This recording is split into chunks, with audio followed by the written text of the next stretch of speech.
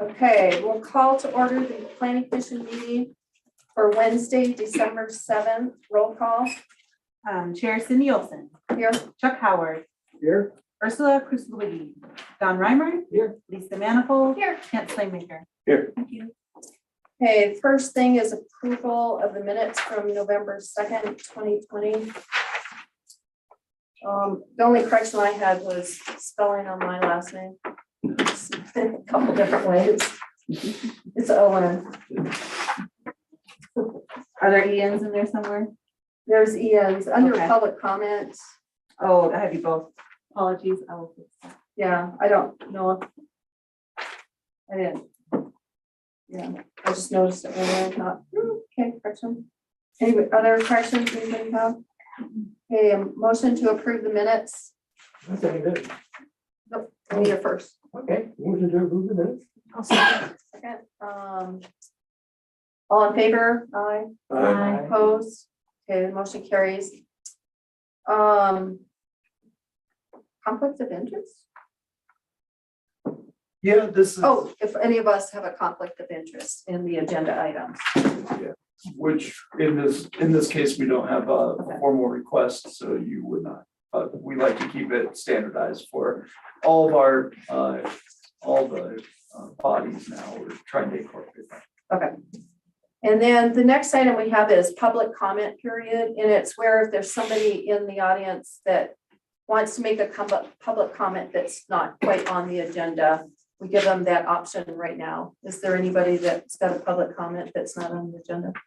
Okay, we'll move on to new business, and the first item is the presentation of the draft Idaho Springs Sports and Recreation Complex Master Plan. Jared, do you want to take over Yeah. and introduce? Absolutely, thank you. We have Kevin Shanks and Will Prescott here with THK. They have been working with the city to develop this draft plan for the sports complex that we often refer to as the ball field or the Shelley Quinn ball field. And I believe Kevin's going to address you this evening, and we're going to go through a bit of a presentation. So a couple of weeks ago, we also brought this before the skateboard for some feedback. The goal this evening is to kind of review this draft plan and get some feedback. So the open house seemed to be very productive, and we had a lot of good comments. And so, yeah, we're looking forward to the presentation and hearing what Planning Commission has to say as well. Okay. Kevin, Yeah, Nice so, to see you again. yeah, good to see you too. I guess I'll just sit here because I'm gonna turn it over to Will in a minute, who's gonna make the presentation, but tonight, what we're gonna show you is a draft of the concept. What we're seeking is public input to that, so that means that we can make some adjustments to it. I guess the overall arching comment is that at THK, feel very fortunate that we had the ability to work on this with you, because it's been a really fun project, because where it's this partnership between Idaho Springs and the rec district, that's exciting. And I think the other thing is that having had a longer term working relationship with Idaho Springs on a number of different projects, I remember when we impacted the skate park that was over here. It's kind of cool to be able to talk about what we're going to replace it with. It's a great opportunity to kind of really look at your rec facility and try to make it more efficient, okay, and actually kind of increase the level of activity there all the time. So you'll see that part of making something more efficient is sometimes trying to delineate the areas a little more completely, but also making them a little bit more multi-use, okay? And so that every single area sort of has multi-use sort of things. You'll see how we combine soccer fields and baseball fields and pump tracks with skate parks, and how some of the spaces can have dual purpose for public events and sporting events And so there was a real effort, and I gotta say, I really appreciated the city staff and the staff at the rec district, because they really got into the spirit of really trying to figure out how to combine this stuff. Oh, I guess I shouldn't forget the pickleball and tennis court combination as well. So you're gonna see look for a lot of that kind of stuff. And then I'm about to turn it over to you, Will, but I do have to mention the skateboard meeting the other night, which I have to say I really enjoyed, and I appreciate that I got some of the participants here tonight.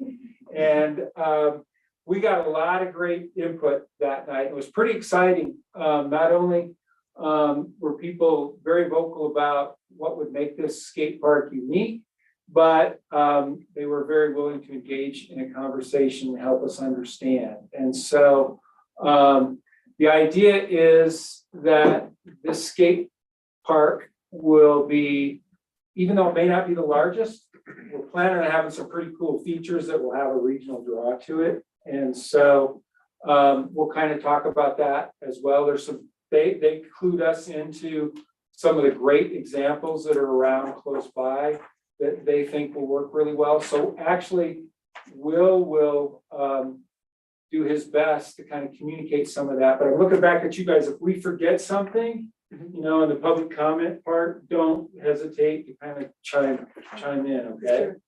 I think with that, is there anything else, Andy, you think is leading, I should say? Because otherwise I'm gonna we'll just kind of go through the presentation we did the other night and provide a little bit more input on the concept, as well as he's got a slide that shows what we did here from the skateboard. So, okay.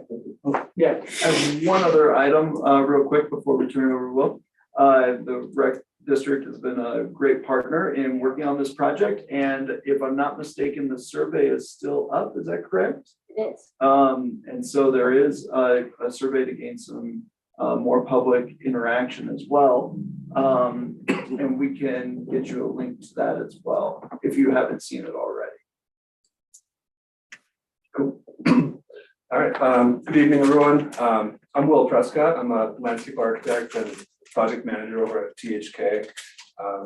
We've been working with the city a couple of months, going through this process. We started with a handful of concepts and have been refining those as we go through these. And what you see tonight is kind of the revised concepts that we've come up with, that we think, like Kevin mentioned, incorporates as many uses as we can possibly squeeze into this relatively small site. So the site in question, as I'm sure you guys are all familiar with, Shelley Field on the left, Quinn Field on the right.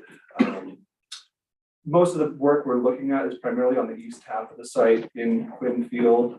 And so some things that would have to be removed in order to accommodate the concept that we'll go through would be some of the high mast lights associated with Quinn Field, the dugouts, and associated bleachers, although those will likely get relocated, as well as the ice rink and the service yard that is east of the field. The stage we're looking at relocating to what we think is a more optimal spot for flexibility in squeezing in as many of these programmatic elements as we can. I hope that a lot of you, or most of you, have seen this plan thus far tonight, but I can kind of walk through it. The biggest kind of gesture, in addition to removing the baseball field, we're looking at, there's kind of an existing pedestrian mall plaza that somewhat bisects the site currently. We're looking at kind of enhancing that and increasing the vehicular access to allow for food trucks, to allow for better circulation throughout the site. And with the relocation of the stage, as you can see, to allow better access to that. We've also incorporated a concessions and bathroom facility, which I know is sorely needed down there, especially if you were to start to have some of these larger events, and hopefully with the bigger draw of this complex, would definitely see some use. And then, as Kevin mentioned, kind of a lot of dual purpose spaces with the pickleball courts, the tennis courts. We have this flex space here for, the opportunity to truck in a collapsible stage for an additional kind of venue for when larger events take place. We also have a playground worked in, a half basketball court, and then kind of the main entrance to the park is this 15,000 square foot skate park with the pump track kind of on the perimeter. And I shouldn't forget to mention the 65 stall parking lot, which I know again is sorely needed with the access road that would kind of loop around the eastern half of the site to allow for access to the stage, to allow for food trucks to maneuver, to allow for fire trucks and emergency vehicles to kind of circulate as needed. So those are kind of the things that are driving the layout that you see here. Here's a couple perspectives that we did. We kind of modeled this concepts in the 3D program. This would be the kind of winter fire pit gathering area. To the right here, you see this structure here. That'd be the concessions and restroom facility. With the half basketball court in the background. This is looking south towards the slope, obviously. An overview of the site looking east.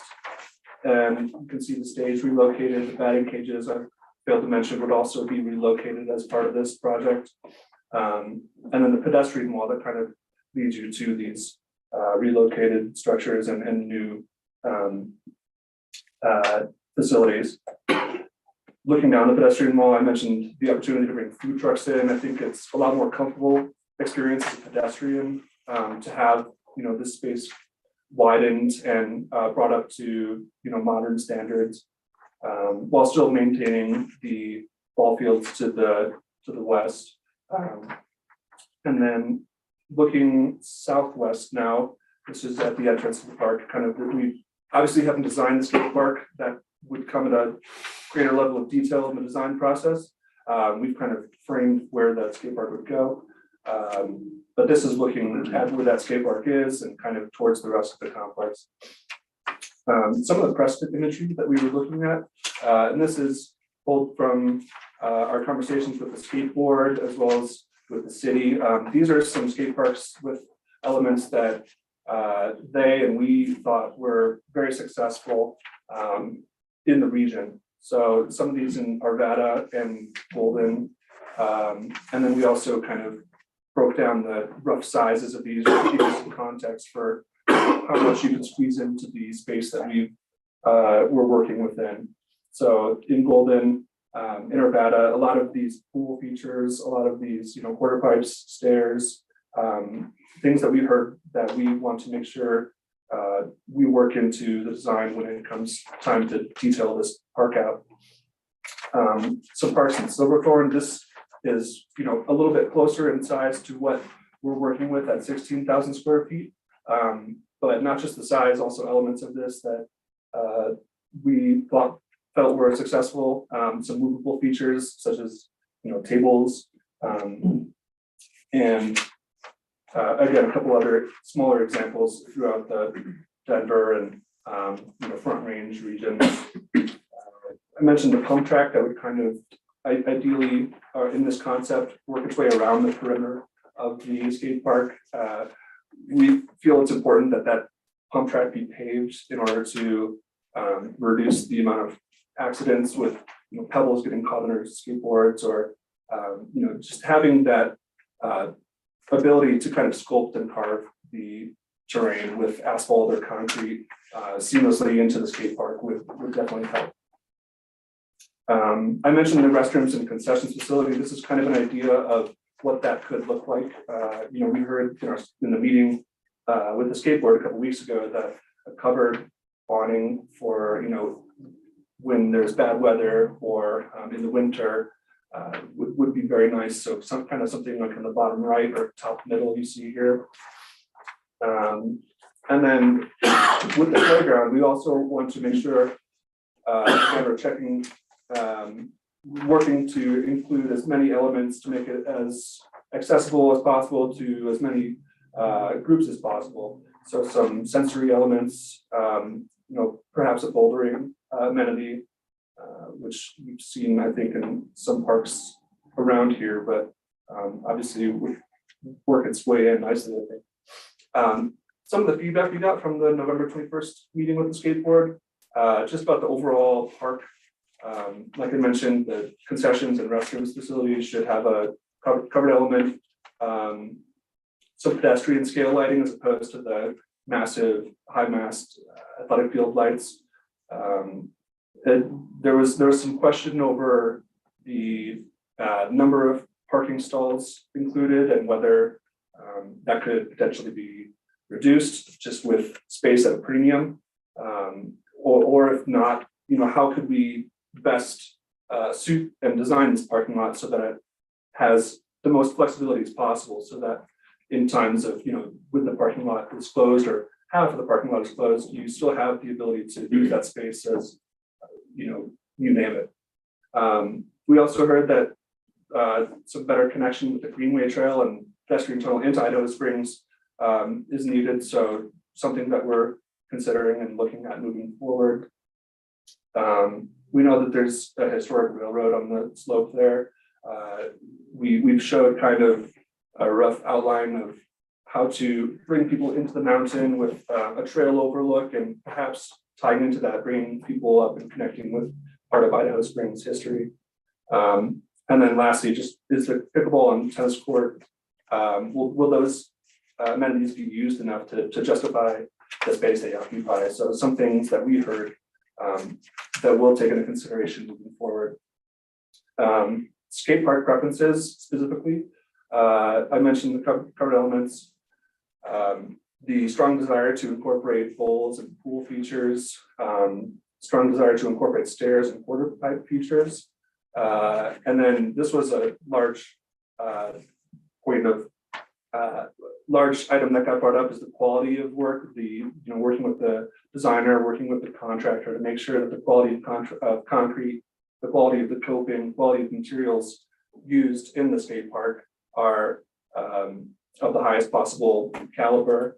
And the preference would obviously be to work with a designer that is familiar with this region, with Colorado, with everything that kind of goes into Idaho Springs climate. I also mentioned the pump track, that paving the pump track that kind of came out of that meeting, and then an Olympic style skate park. With skateboarding being kind of an Olympic sport now, I think there's a lot of features that could be looked at in those kind of events and see how we can incorporate those into the future design of this space. Some considerations and things that we definitely want to make sure we account for moving forward.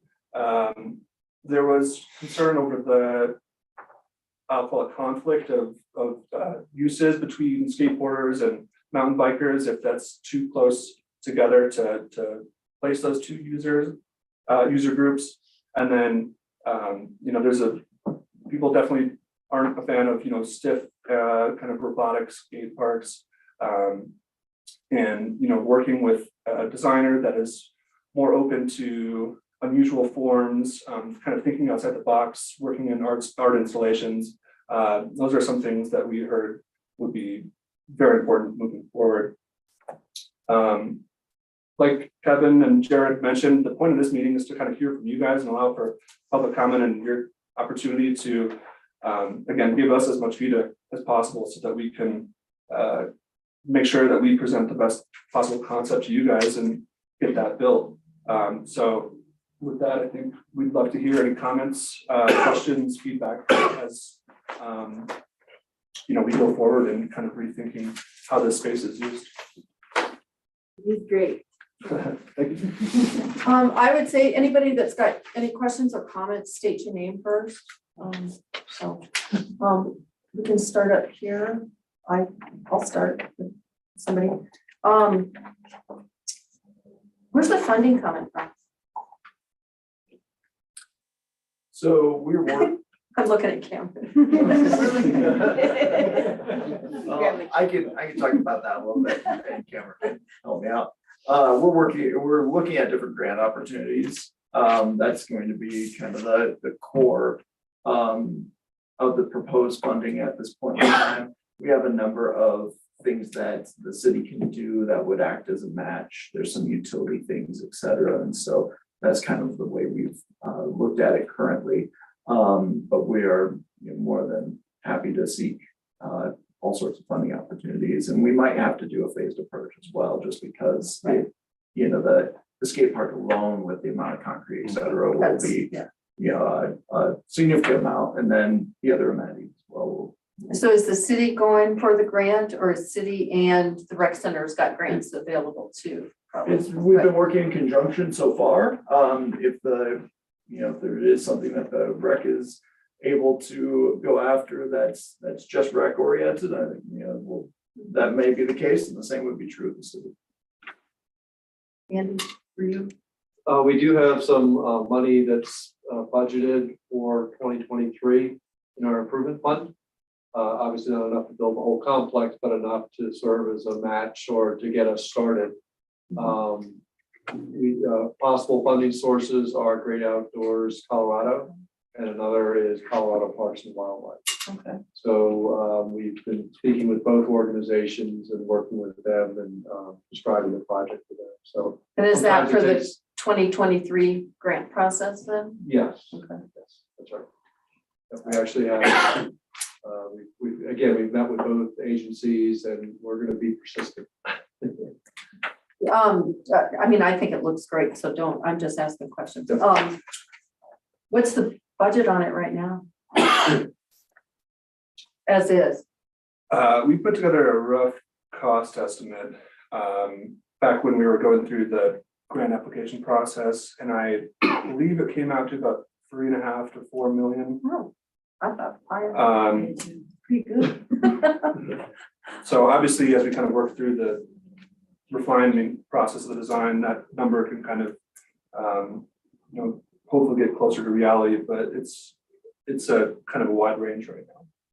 Okay, and then my next question was gonna be, is it gonna be like a different fund for, the recreation part, which is way bigger than the skateboard part, because, the dollars have to be, they're gonna be shared, where the dollars are gonna dictate like how much what the features might be in the skateboard park compared to the rest of it, I'm sure that's all a budgeting thing you guys are figuring out. What's the square footage on this one?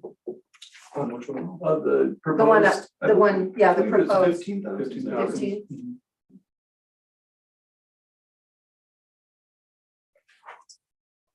That's really the minimum. Yeah, it really is. It's been discussed. We're gonna try to make it a little bigger if we can, but in talking with the folks who know about skate parks, that's really the minimum size that we want to strive for. No, I think it's all cool. I was just curious on the funding and everything. And how soon you're hoping to get all this going. So the 2023 budget, grant process, then it's 2024, the funds become available. Correct, it's definitely dependent on, getting awarded a grant, but that would probably be the likelihood, just because it would take us a while to not only finalize documents with whomever the grant entity would be, but then also coming up with final design. It takes some time. Now, the baseball field, is it increasing the regulation size on it? No? No, it does increase the amount of grass, which solves some other problems as well and makes that playing field more usable for soccer in addition. Because the way that the infield is structured right now, it's pretty big dirt area. So we're grass, but it wouldn't increase the footprint of It that. doesn't increase the age groups that you can use it for regulation and stuff? It doesn't? We can do all age groups. Yep. And then the property to the west, that's not using any of that property, or that's not?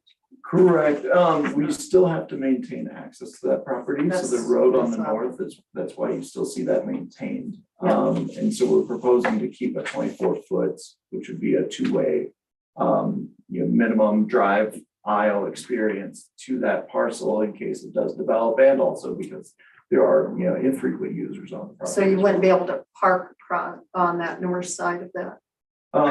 Not in this current configuration, we would have to, we really struggled with the parking, trying to figure out exactly where to put it, et cetera. So far, the plan shows it being moved to the east. We had some conversations earlier about still having some of that head-in parking on the north side. But once again, it's still kind of that balancing act of what gets us the best amenity to parking bang for our buck. To me, it makes sense, because if you have kids walking around, people walking around, the cars aren't driving through the whole thing, so.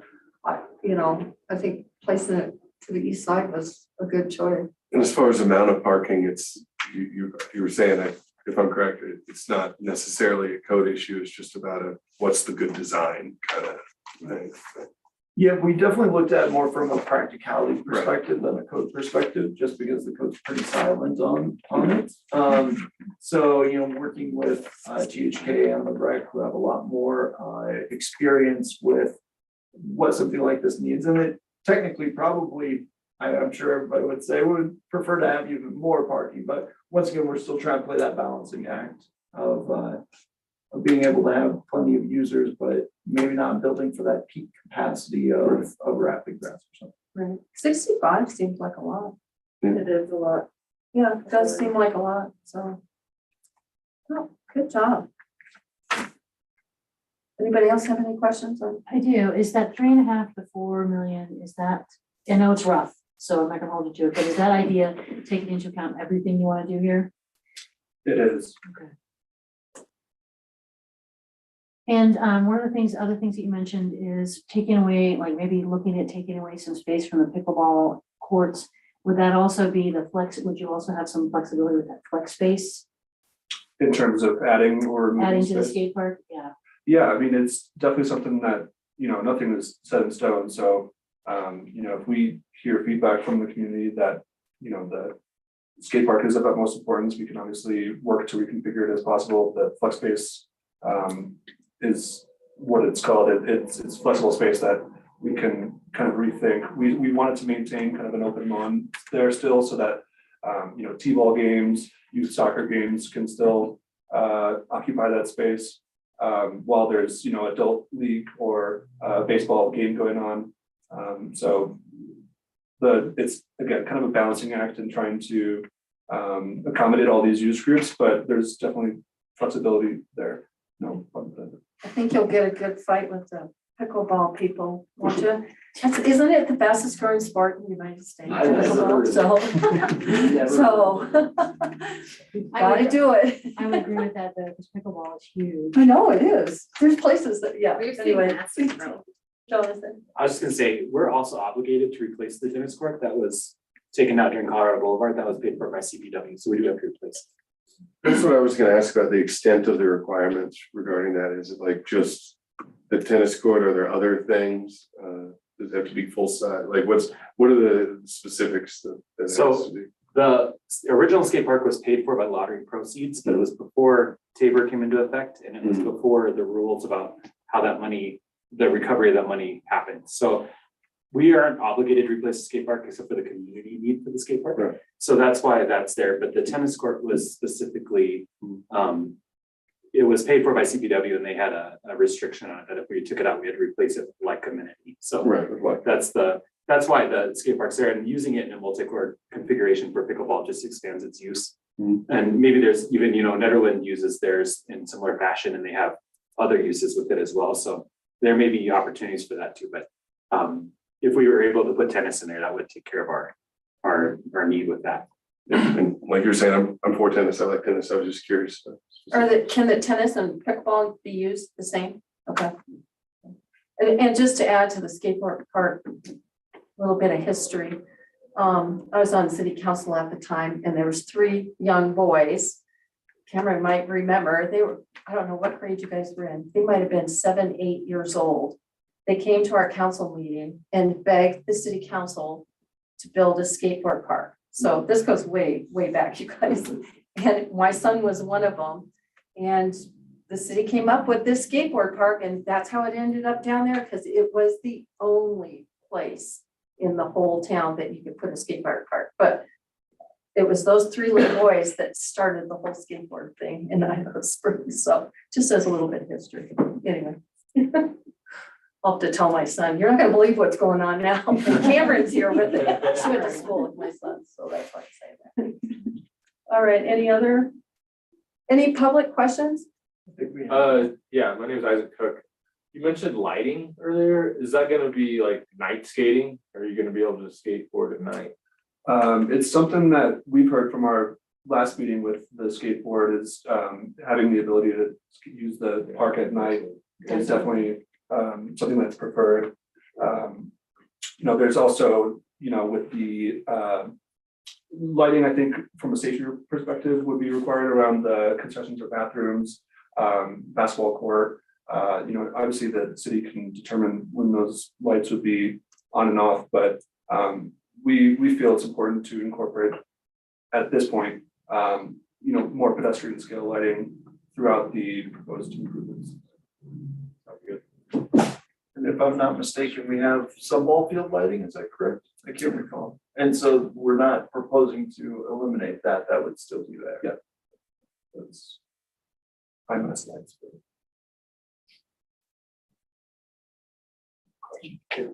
I'm John Calpure. You guys talked about a phased approach in terms of the scope of the project. What kind of, can you shed some light on that? What your thoughts are in terms of where you'd start and how it progresses? Yeah, so we've, the way we've kind of broken it out and thought about the phasing would be, the first thing we'd have to do is relocate the stage and kind of remove the existing ball field and the associated structures. And then next on the kind of priority list, if you will, would be the construction of the skate park, followed by, I think, the tennis court and pickleball court, and then, concessions, bathrooms, playground, flex space, that stuff would all kind of follow those kind of key items. But Jonathan, when we put together the grant application, I think we were looking at the skate park and the stage relocation and all the associated kind of demolition work that would go into that as being kind of the first phase. All the amenities essentially east of the plaza. Right. And that's kind of grant dependent too. Depending on the grant that we apply for, there are certain things that they'll pay for and won't. And so Great Outdoors Colorado won't pay, for instance, for things that are like a stage or something like that. And so when we put the applications together, there's a little bit of strategy about when the next pot of money is and what they'll pay for. So, but the intention, like you said, would be for a skate park to come kind of at the very beginning of that process.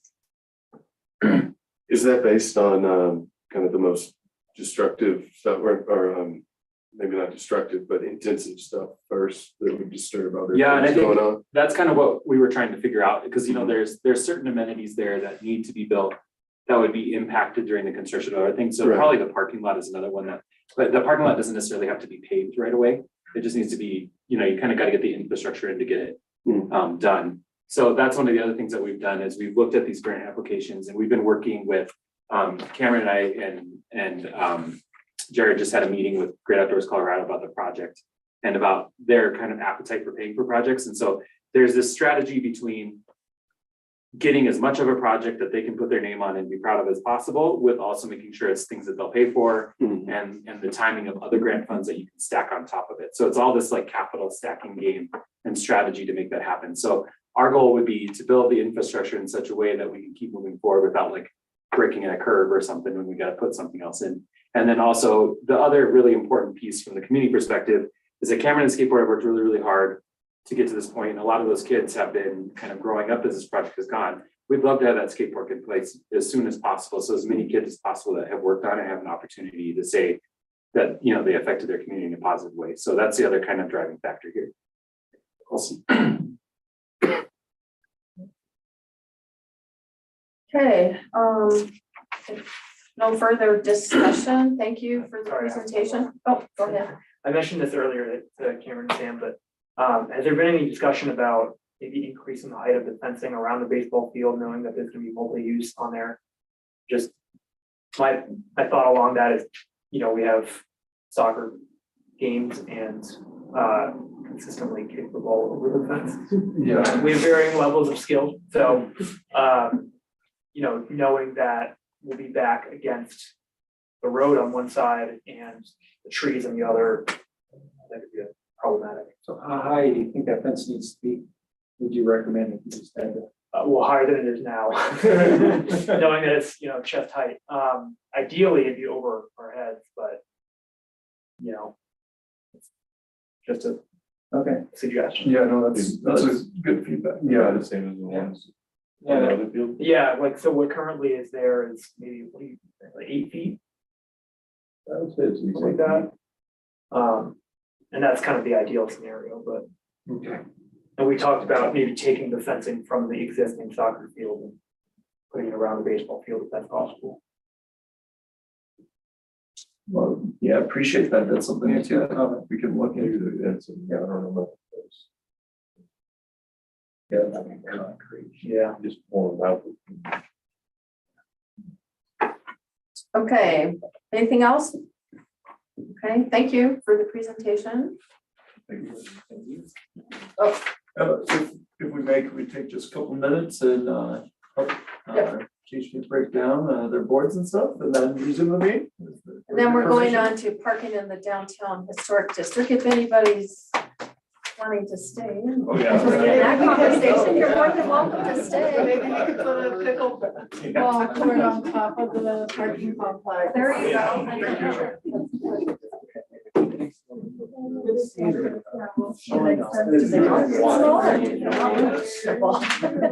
So the fastest growing, it's easy to increase the play, and then 6 people play, give them the growth. Exactly. And there's places in the building developments, especially senior developments. I know a friend of mine, they just bought a place in Texas, and there's like a pickleball court right in the middle of the whole senior area that they live in, the convent. I bought a house in Texas, and that's exactly. There's 14 pickleball courts there, 55 and older community that they put homes in. It sounds like a perfect lifestyle, actually. Yeah, especially since we have to know the tennis court, it's so great to have it be mobile. I never watched them play. Yes. Oh, I know. Oh, yeah, right. I wish I had time. I think I would enjoy it.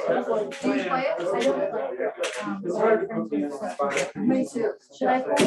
I don't know, like I had other stuff going on, but no, I was. You're good. I would love Yeah, to. you can always go to.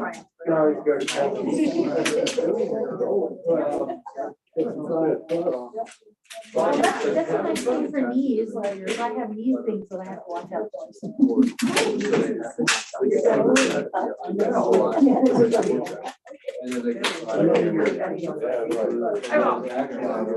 One of those things. I'm glad we're finally doing this.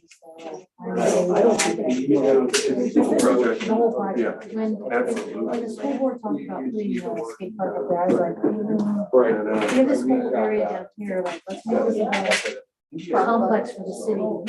Skipper Park's always been a tough one to designate a place for it all by itself. It's not serving. There's a lot of bias. That's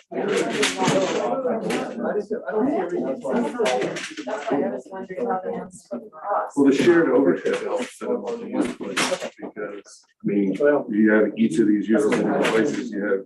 That's why I want sidewalks and around for each one of them, but they can share. It's not, it's small. Well, when you look at you're down to.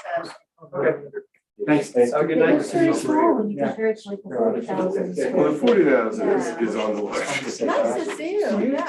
I It's didn't been a know while. the commission has been a while. Yeah, I've been on this for a long time, even when I was on council. Oh, really? Yeah, and then Bill was.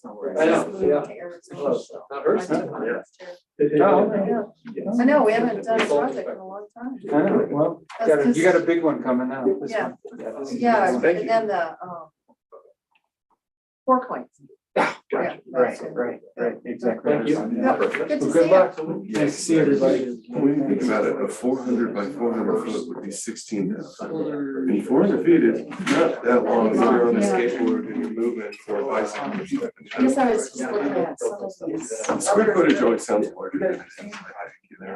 I'm so bad at it. right. There's a couple that were 8,000. Well, and they look teeny. They're tiny. Well, when you think of the one we used to have, that thing was tiny. It was, but like, we're gonna build. Here we have some PW on the. I like the idea that we have something that's already there, and it gives people a more central place to go. Yeah, like look at Green Valley Ranch, 8,000. It's barely even there. Yeah, but it's more than nothing. You know, right now they don't have it. Yeah, no, this was a nice. We put this together So, we're trying to work nicely. it. I'm excited to see it, you know. Absolutely. We walked here 10 years ago and they were talking about it, so it's really nice to see. Yeah, I think so. You know, well, I think too, you have to have somebody who can drive that bus. If you don't have a strong bus driver, Yeah, the bus falters. Well, it depends on the grants, you know. Sure. Absolutely. Guys, Grants sometimes can take brought a couple. more than one try Throughout before. maybe a couple Well, days. And it depends on how well we do it and stuff, which I think they've got a good team Jonathan trying to is make like it a better. I think we're all around. Yeah. He's very I'm good. not around. And you have to have a good plan for a grant. Probably not. Yeah, but, I'm excited. Excited to ride my bike. yeah, I'm taking off, Thursday, Friday. Okay, should we get started? Um, The next item was a discussion related to parking requirements in the downtown historic district. Everybody left. You too. Couple diehards. Here we go. Okay, all right. Thank you. Before you this evening is an update to a conversation we've had over the past few months, over the past kind of 6 months. And so at the November Plan Commission meeting, we had a really good discussion about a number of items concerning the potential for a fee and lieu program for parking in the historic district and downtown in general. And so in this report that I provided, outlined a number of questions that came up at that meeting that I wanted to try to address. And part of that is also a table of comparables. We wanted to see what more than just because I brought back 2 examples, we wanted to expand upon that. So we also have Nick's report as well that really goes and dives in deep on some other examples that we ended up coalescing around one table just for a little bit of ease of comparison. But there's a lot of good information in the city attorney's report as well. The first question that I really wanted to look at was, that came from the planning commission, was how will this affect parking prior to the parking structure being built? So it's staff's opinion that in the short term, we don't think that there'll be a large effect, a large impact on our current amount of parking for a couple of reasons. One, we don't think that everybody's going to jump on this right away. We don't think we'll have a lot of immediate change. That being said, we are also anticipating in the short term getting more parking spaces when the Jacobs house moves. And I have some unfortunate news that we're having to push that date back a little bit from what was posted and what is in my report later on. So I'll talk about that a little bit more in the future here. But we do anticipate getting some more spaces in the short term that will hopefully work to offset any fee and lieu parking spaces that would be kind of being utilized. In the longer, a little bit longer term, we are anticipating having the parking structure. Now, of course, during construction, we're, city staff is going to end up working on a plan because that will be an interesting scenario and a bit of a challenge. But, once that construction is done, then I think we'll have a pretty good basis for really being able to incorporate this without a lot of impact on our parking. Second was, has the city received requests for additional additions and use changes that were limited. And so I talked about this a little bit at the last meeting, but I kind of went back and tallied things up. And I had 2 requests for additions and 2 requests for use changes that all did have some that were somewhat affected by our current ordinance. The one use change would have been able to occur because they did have just a little bit of land to strike on their site. That's pretty rare. The other 3 though would have to seek variances without a program like this. The third question was, was a fair fee in lieu price for a parking space, and what prices of other communities charge. So I did include in the report the original table that staff had originally proposed. And then the second table is kind of a matrix of what other communities are doing. And then the third table in the report is kind of an updated proposed amount. So the middle table, though, that really goes into the municipalities, as you can see, there's a wide range of funds, anywhere from 23,000, 25,000, 30 in Central City. Winter Park's more of a case-by-case basis, down to, Dillon's only $2,000. So there's quite a bit of difference there. Some of these municipalities were focused more on the cost of a structured parking space, and others were focused more on the cost of an at grade, just kind of a paving, maybe some curb and gutter or something like that, amount of a parking space. And others also looked at it and said, no, we're going to propose half that of a parking space. So for instance, Golden, approximately 12,000, but that's based on only half of their estimated amount for a parking space. So there's a wide range, a wide mix. So in looking at this again and bringing it back to you, we thought maybe, as our math broke down for the proposed parking structure of being approximately 30,000 per space. Now, once again, that's approximate as a cost estimate. We looked at that and said, well, maybe 2/3 would be good. It's nice round numbers, 20,000 per parking space. We think it fits a little bit better into some of our other examples, such as Eagle and Louisville. And it's a little closer to kind of Golden's intent, and then it's below Central Cities and Mountain Village for restaurants and retail space generated. And then half of that for office and personal services, because they don't generate nearly as much traffic, right, as the restaurants and the retail. And then residential, we talked a lot at the last meeting about affordable housing and trying to work on an affordable program. And the city can certainly get into that, but we're a little hesitant to. And we're also looking at the affordability perspective in regards to this fee in lieu structure in a little different light. So we're proposing either a really low fee, or other ordinances actually have exempted residential additions from their fee in lieu programs. So we could even look at a 0 for residential. The other reason why we're a little hesitant is because we do have this innovative affordable housing strategies. The IHOP grant and the program that we're working to get a consultant on board for here in the near future. We're hoping to have that consultant by January, I believe. And then it will take some time, of course, to go through that study.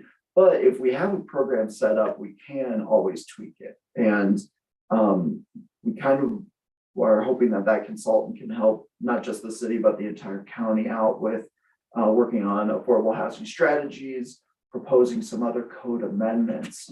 So for now, we would be proposing bringing back an ordinance, if amenable to planning commission, bring back an ordinance to you in the future with, like I said, either maybe a low amount or a 0 amount, with the knowledge that we may change that in the future pending this study, rather than going through and adding those definitions and looking at the AMIs, the average medium incomes of the county, et cetera, and doing a little bit more of that legwork now. We'd rather maybe do that in conjunction with this consultant.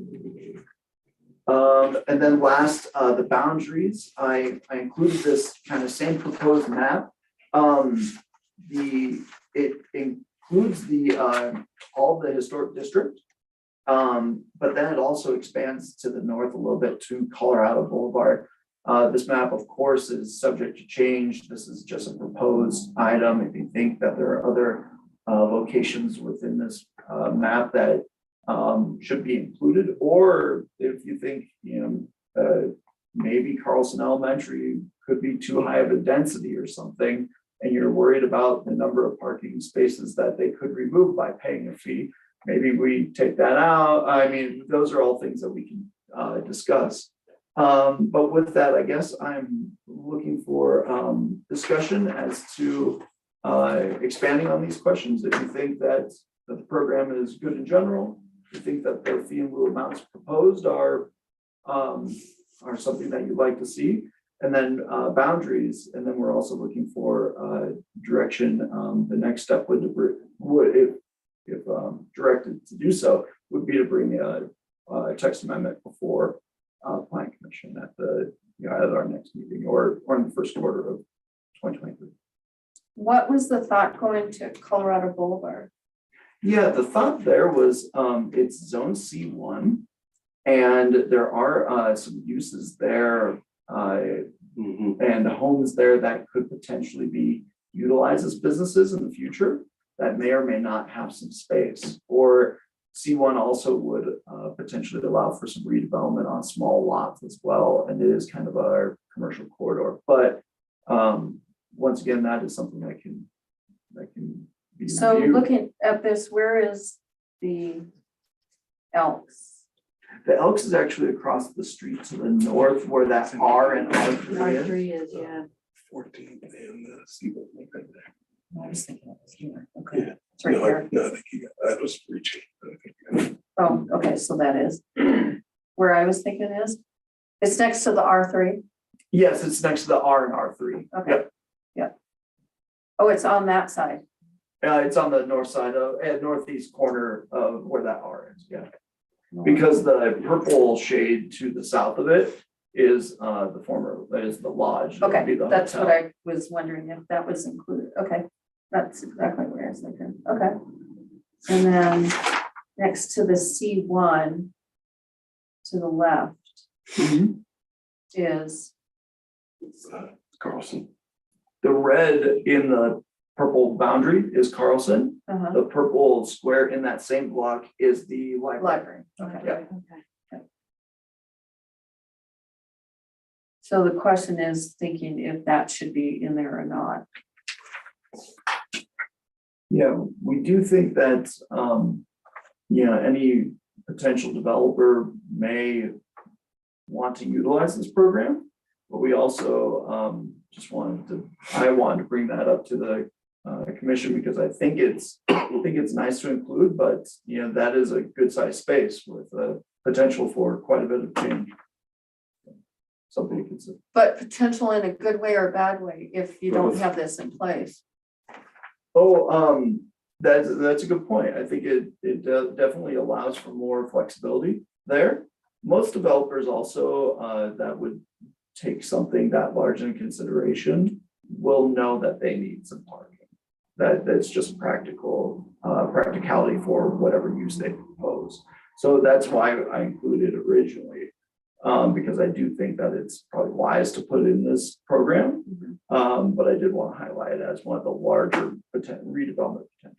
But if they were to develop something there, say a boutique hotel or something, then they'd have to have parking. So this would let them develop the parking Yeah. in a better way for the city.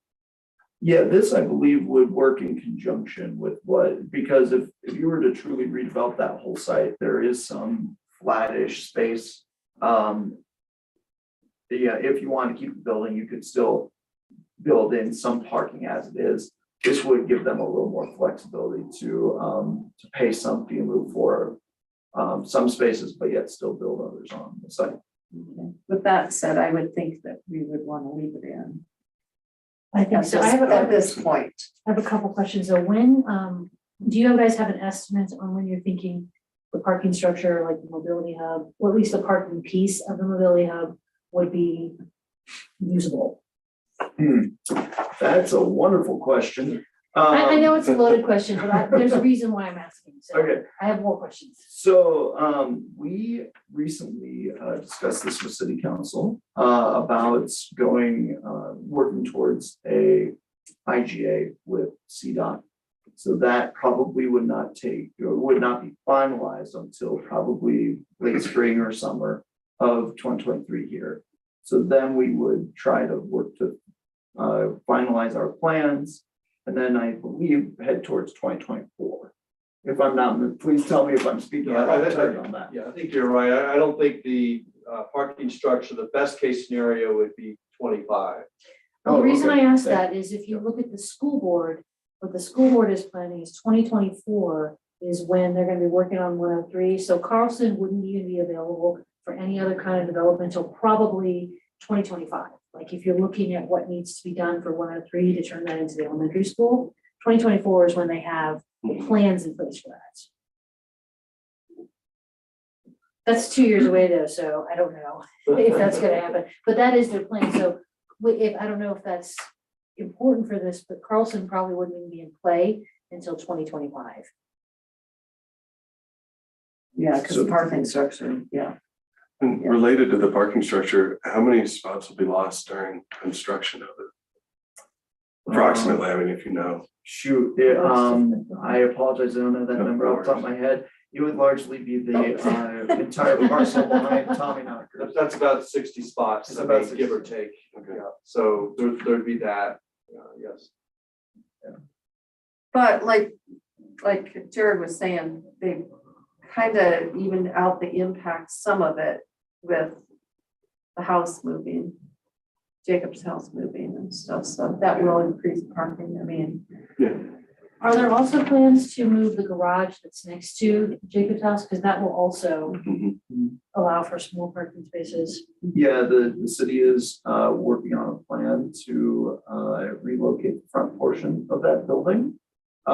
We have direction from city council, and we are working with an architect and engineer and some other construction professionals to formulate a plan to go out to bid for. Isn't it moving though where it's gonna take up some parking too, but not as many, or It- it's it gonna would- open more than it's taking? It would take up some parking that's existing, but right now we're planning on redesigning that eastern parking lot. We haven't finalized that redesign, so I'm not sure the number wise. But it would probably end up going to a one-way configuration, a one-way kind of loop configuration on that 16th to 17th block parking area, so that we would be able to still have as much parking as possible in there. Because right now, if we just moved it and left the parking, it cuts in on our drive aisle too much, so we do have to redesign that a bit. Okay, the fees, I was surprised at some of the fees. Ours, we started high once we looked at them. I was surprised at the payment plans offered on a couple of them. I'm surprised was- it's interesting. But we had said, didn't we originally say 30 years Yeah. in our That's what I was first? gonna ask about. Yeah, I think we had said 30 years. Into I had proposed 20, 20? but Okay. that's a proposal, that can Yeah. be changed as well. It's still seems a little on the higher side, but like you said, it depends on what's included in it. Where did we say? I think it seems pretty in line, the others, Okay. and so especially being broken out by use the way that it is. And on that, I thank y'all for your time considering the affordable housing aspect of it. It's an important discussion, and it's unfortunate we don't really have the IHOP done yet, already. It'd be great if it was magically already done, but in lieu of that, we just have to do our best, and I appreciate y'all working to do that. It shows. Excellent. It's wonderful. I know Nick did some research on that as well. Yeah, I think the takeaway from my research was I couldn't find one instance of one of these programs having some sort of mention or relation to affordability for maybe lower income tenants.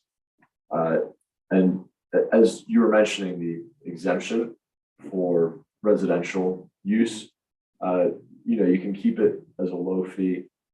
Other municipalities have just tossed that out the window. Mhm. And if it's gonna be residential use, you've got to provide the parking because people that are living and need a place to park. So it could be totally thrown out from what we're looking at rather than, a lower fee or. I'm just glad it's part of the conversation because it's certainly an issue. We lost a member of the planning commission due to housing affordability recently. Oh, he had other agenda items. I've known Jordan a lot of years. I would not want to see us go totally exempt because I do agree with what Nick said. People do need a place to park. I also feel like if we go totally exempt or too low, like, would we have to have some oversight to make sure that people stayed residential? Yeah. I mean, I hate to be Right. like, the Debbie Downer. Well, one of the biggest No. complaints of people who live downtown is parking stability. There's a mention of residents in downtown tend to have fewer vehicles. Fair enough, but Not really. it's hard to park even one when you live. Well, but truly downtown. you can't be vehicle free here. Yeah, Or it's you not can't that go, like, easy. you have to have a vehicle to live in Idaho Springs, regardless of where you live. And it's a very difficult thing, for them to leave for work and come home and not be able to park, not be able to go home. So some consideration there, definitely. You're right. I wouldn't want to see it go to zero, like, I wouldn't want to see us fully exempt that. I don't think that's a wise move. Mhm. The CAR, I keep, Oh, okay, I what is apologize. CAR? So That that just was- refers to my report. It's driving me Yeah, crazy. so I saw, there was I can't more, look at it. there was more information, but I didn't want to step on this report, so I just referenced it instead. No, yeah, I had other locations that I looked at and saw kind of how they did it, and you'll see in our memo, I mean, there wasn't really much legal background for this. I found one case that happened up in Wyoming, and essentially said that when someone refused the fee in lieu at first, and then they changed the ordinance to make it that they weren't eligible for the fee in lieu, they actually were still eligible despite the code So what change. does the CAR stand for? City attorney's report. Yeah, Okay. looking back, car is probably not the best. No wonder I idea. couldn't find it anyway. It says, see the city attorney's report. Oh, and then it means Yeah. car. Duh. So you'll see all of these, kind of Louisville, Dillon. Okay. None of us knew it before. You didn't think of it until now No. either. It just kind of clicked. Okay, now I get it. Okay, sorry. No, don't worry. So, yeah, I guess I'll just do a quick rundown of the mindset. The first page and a half or so is just sort of giving more background, explaining the pros and cons. I found this article done by Donald Shope, maybe, to be really informative. Believe it or not, if you had to guess what a similarity is between Dillon and Frankfurt, Germany, you wouldn't guess fee and lieu parking system. But they're pretty widespread and even occur internationally. So that sort of just runs down a little bit more background. Like I said, there was really one piece of case law that talked about this. I don't think there's really any leg to stand on, sort of a legal challenge to this sort of system. It's pretty widely understood to be a legal exercise of municipalities' planning power. So then we get into a discussion of other municipalities. And I tried to just focus on maybe what I thought was different for them as far as menu of options. The city of Louisville, I found them to be interesting. They had it going since I believe it was 2002. And like we looked at the last meeting, they have their own parking improvement fund that they put the fees in. And I found it interesting that I was able to find sort of the results of what they've been able to do. They've built a public parking lot with 28 spaces. They have a lease of 45 spaces in the evening from a privately owned plaza. They've purchased land for new parking, and they've purchased another 25 space lot and made that public parking as well. Dylan, I included for two reasons. Up here at the top, you'll see that it sort of changes depending on how many spaces are required. So if you had 1 to 4, your first 4 spaces is 2,000 a space. And then once it gets up to 4 to 6, it turns to 5,000. And, you know, I can't remember off the top of my head, but it graduated up from there, 7 to 10 or whatever that range is, was more money. And they also had a refund period, which I thought was interesting. So if a developer pays all this money and the city ends up doing nothing with the funds, they'll get this money back at the end. Other places, they operate on a case-by-case basis.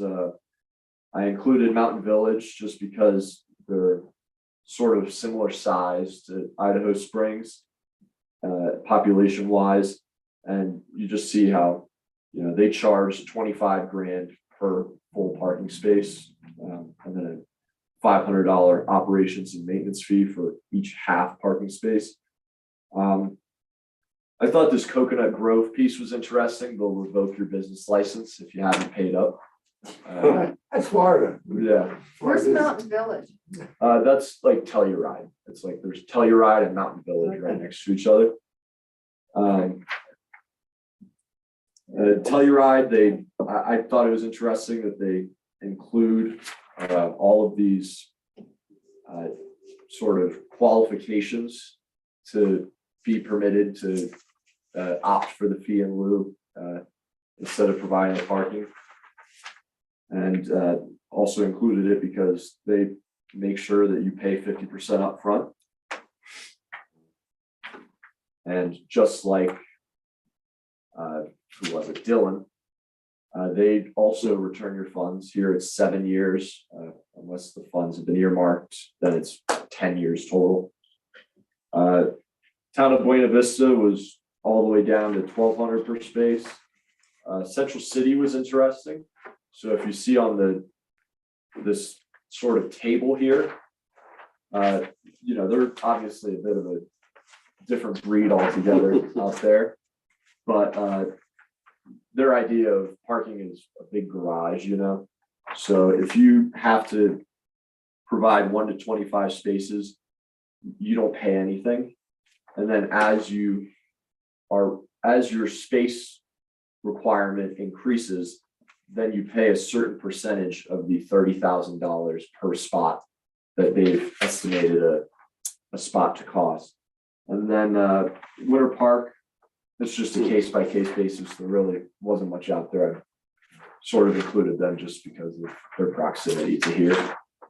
It's interesting. Yeah, so there's kind of a lot of ways to tackle this. It's sort of what I came away from it, and also just seeing how common and widespread these systems are.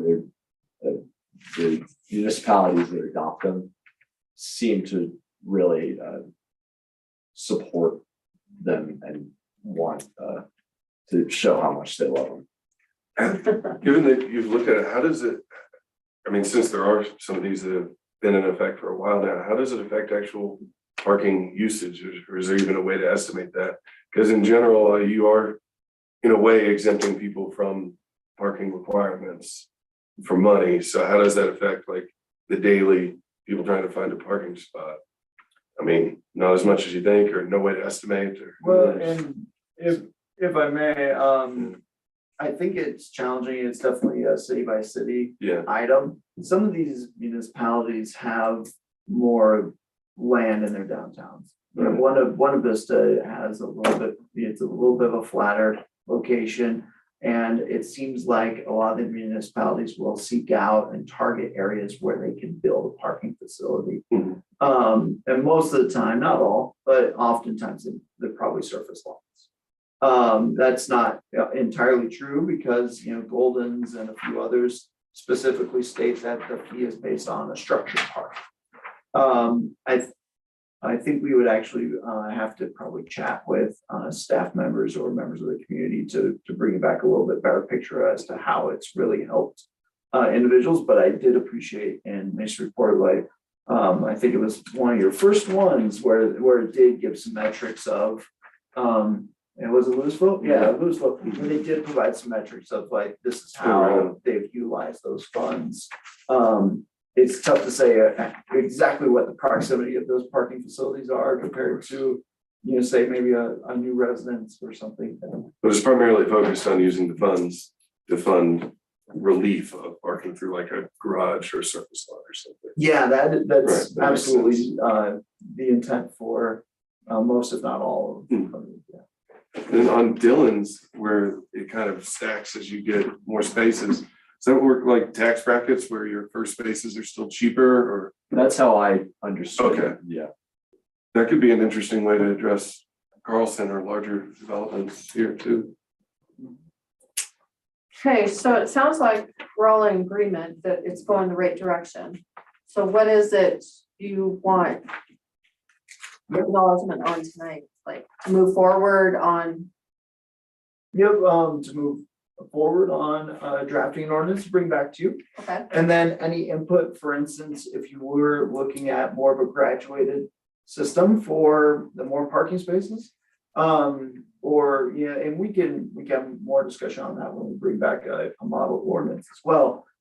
Or a draft ordinance, but any of those things that jump out to you now, happy to take that information. I guess we kind of addressed the graduated through the different uses. I'm sorry. Oh, that's all right. Yeah, I did notice this part of several disadvantages. In the very last paragraph, officials in most municipalities surveyed by Shute said that the fees had become a form of administrative relief for developers who do not want to require parking spaces. So in other words, they can buy off the city, you know, with money and not have to worry about parking spaces. That's something we gotta consider. Yeah. I think that's definitely a consideration. One of the reasons why this was brought to Planning Commission in the first place is that a lot of this is our historic downtown that will not be redeveloped, right? We have protections for that. Mhm. But in doing so, which is phenomenal, it's a great amenity to have. But in doing so, it also doesn't give anybody along the historic district of Minor Street the chance to do a change of use and provide that parking because they just don't have the land for it. I think what you see in that comment is, for instance, other younger communities that have a downtown, but it may not be a historic downtown. They might have more space, and the developer might buy a block, for instance, and want to build a good sized building on that whole block. And use the fee in lieu to get out of some of those requirements, creating a problem. I don't think we'll have that because it's a different scenario being our historic district, and we just rather than choosing not to install the parking, we physically can't. Because there's no room, property owners just don't. we're kind of protected with it being the historic district. This is to help some of those businesses be able to do something more with their business and be able to meet the requirements of having something for parking because they can't come up with a parking spot. Or So even it's not empty really a spaces. negative, yeah. Yeah, they can't be Yeah, because utilized we- at all. Yeah. We do know that there are some empty spaces, especially on second floors, Yep. within the historic district. So it's more positive than that. I think so, because I thought the same thing, but really our only huge development down there would be Carlson. Mhm. You know, Yeah. if somebody came in and said, we'd like to knock down, you know, the corner of Minor, that's never gonna happen, right? That's just not gonna happen. I like the idea of uniform fees. Even if it's graduated, like still uniform. I like the idea of some oversight to make sure that these stay residential, that they get residential fees. Like I said, maybe lower residential fees, but definitely not exempt. But you would like to see it included, because like I said, it's not even included. If you're Yes. residential, you can't pay a fee, you've got to provide the parking. Yes. See, and that, I don't think we would propose that, because once again, we would get back to the no physical space. That's the current situation. Yeah, we don't have, Yeah. I mean, I'm empathetic to folks that own businesses downtown that maybe want to do something on the second floor because there is no space. No, I agree with the not going with the zero fee. Are we all You okay? kind of like what Okay. Jared proposed. Just so he knows when he starts writing. Yeah. this. With that Okay. 2,500 number. There should be an option to pay over time. Yes, That's- I like that too. Okay. Do you like the That's good refund? I portion of love that? the refund. Well, you gotta be careful with the refund because we're at the mercy of this parking structure and something that's been talked about for how many years now, and we're probably a good Well, it 4 or depends. 5 years out, so gotta Maybe 10 really be years. careful with that one, Well, I I think. saw as high as 20, so I mean. Oh, 20 years to give it 20 back? years, Oh, yeah. I'd be okay with that. But also, I like the idea that it goes into a parking fund Yes, and they have to show like, where is that money going? there would be like a designated Idaho Springs parking. I would agree with the Improvement parking fund thing. Oh, I think We do that have, transparency, you know, people are, Yeah. anytime you propose anything for downtown, like that involves funds, people are like, what? And I think if you say, look, we can, you may give it back, you may get it back, we can't guarantee that, but we're gonna show you where it's gonna go. And these, and it be parking related projects. So we do have, recently, the city council did move the parking fees that we, acquire from, average users that come in and pay for parking into an enterprise fund. So that is a separate fund, and we would propose to. What's the name of the enterprise fund?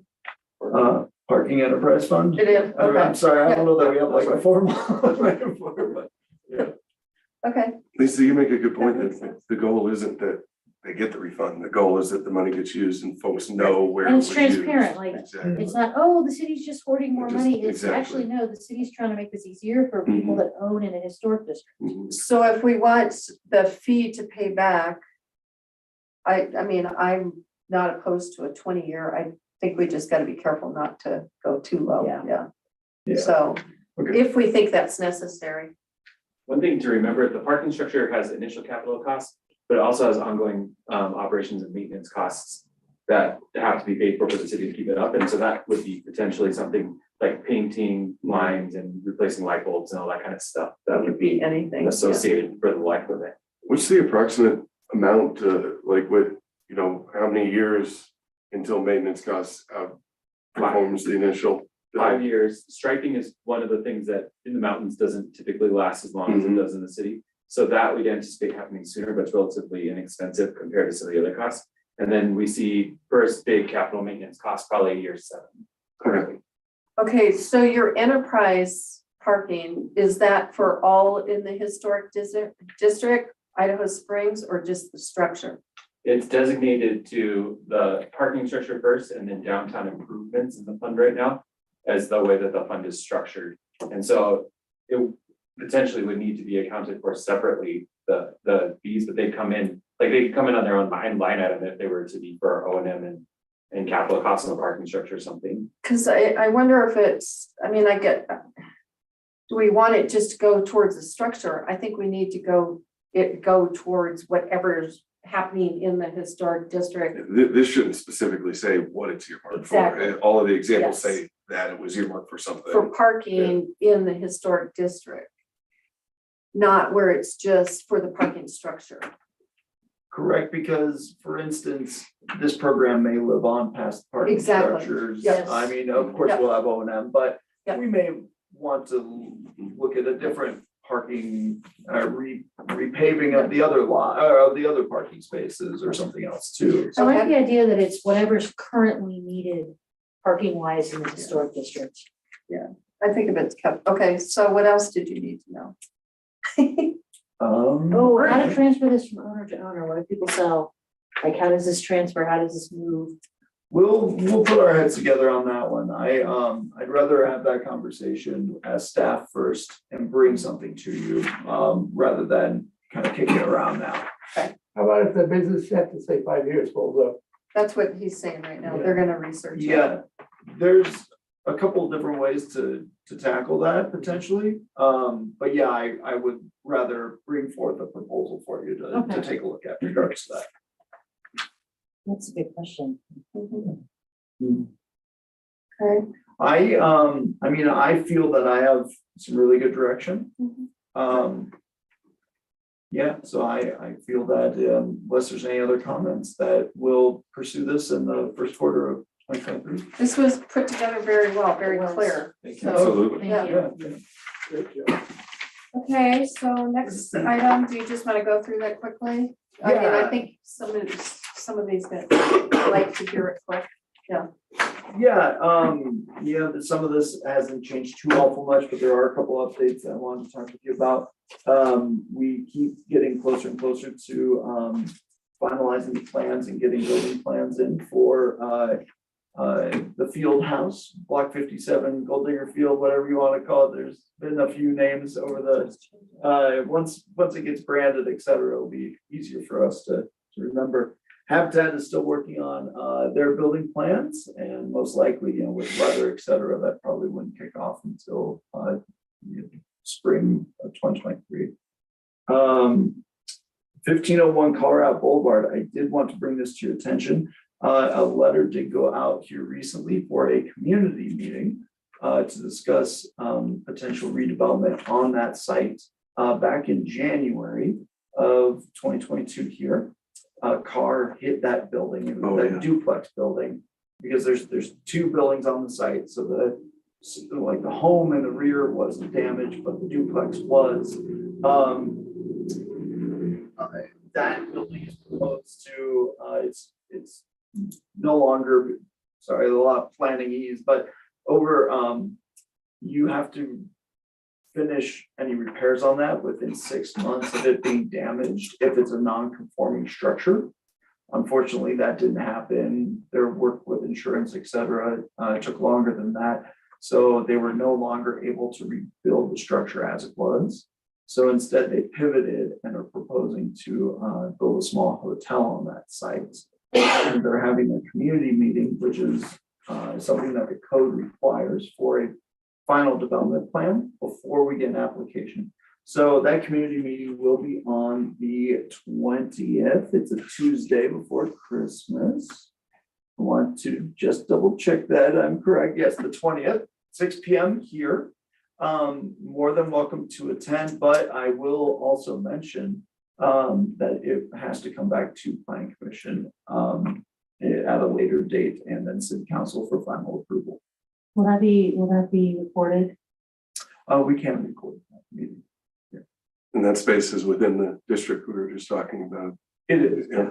And they are proposing some additional parking to what is currently on that site to work within our current code. Interesting. It's an interesting plot of land though, like, so. Okay. Others should see that. So sorry, moving on, Mobility Hub, Jacob's House, I was wrong. It's no longer December, it's proposed to be moved in January. We had a couple hiccups trying to, with getting the rigger finalized with his structural supports. He was running into some problems. And we also didn't really want to disturb the holiday season as well with potential for taking up some parking. So it ends up being moved most likely in January here, whether in a couple other dependents, but that's the current plan. The conditional use permit for Mile High Rafting, I have indicated to that applicant that we will have to move forward with our review in February at the very last, in case there is a desire to make some changes to the conditional use permit. So that is not dropped off my radar, but I did want to provide you with that update. The Historic Preservation Review Commission reviewed a draft of the Historic Resources Plan and looks to hopefully finalize that plan here in early 2023. Variance Board, we haven't had a case here in recent history. There was one back in the fall though. And staff continues to work on inquiries. One thing I did want to bring up that's not on my report is with Plan Commission's permission, I would propose that we look towards a February meeting rather than and skip January just due to kind of a holiday season and being so close to that time frame. So if you are amenable, we do not have a true development case that we're pushing or anything like that. So if you're amenable, I would propose that. I think that's fine. One other thing that I wanted to bring up. Sure. Ski season's coming and my street, our street, 10th Avenue is the blow down to Minor Street route for the skiers coming home. So I brought this up once before and whoever was in charge of the city said, oh, we can't do that. The snowplows can't plow the street. But we need some kind of a speed bump on 10th Avenue, kind of out where the alley is, to slow people down. I can certainly look into that. Okay. I guess I wasn't aware of that. Yeah, that's the, people will come down Colorado and make a right on 10th, and they'll blow down and go through the stop sign on Minor and make a left turn. And this happens all winter.